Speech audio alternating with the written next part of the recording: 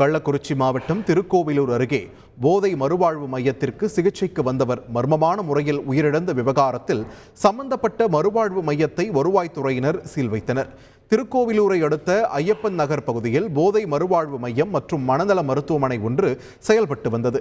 அங்கு சித்தாமூர் கிராமத்தைச் சேர்ந்த ராஜசேகர் என்பவர் சிகிச்சைக்காக அனுமதிக்கப்பட்ட நிலையில் மையத்தில் வைத்து இரவு 12 மணி அளவில் ராஜசேகரின் உடல்நிலை மிகவும் மோசமானதாக கூறப்படுகிறது.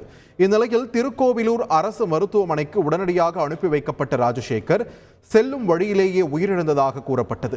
அவரின் உறவினர்களை இது அதிர்ச்சிக்குள்ளாக்கியுள்ளது. தன் கணவரின் உடலில் ஆங்காங்கே காயங்கள் இருந்ததாகவும் இதனால் அவரின் இறப்பில் மர்மம் இருப்பதாகவும் கூறி ராஜசேகரின் மனைவி போலீசில் புகார் அளித்தார்.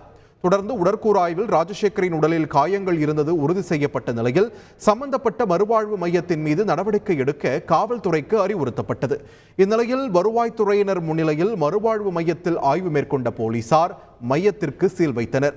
மேலும் இந்த விவகாரத்தில் பாஜக முன்னாள் மாவட்ட செயலாளர் காமராஜ் உட்பட 6 பேரை பிடித்து போலீசார் விசாரணை நடத்தி வருவதும் குறிப்பிடத்தக்கது. செய்திகளை உடனுக்குடன் தெரிந்து கொள்ள உடனே சப்ஸ்கிரைப் பண்ணுங்க.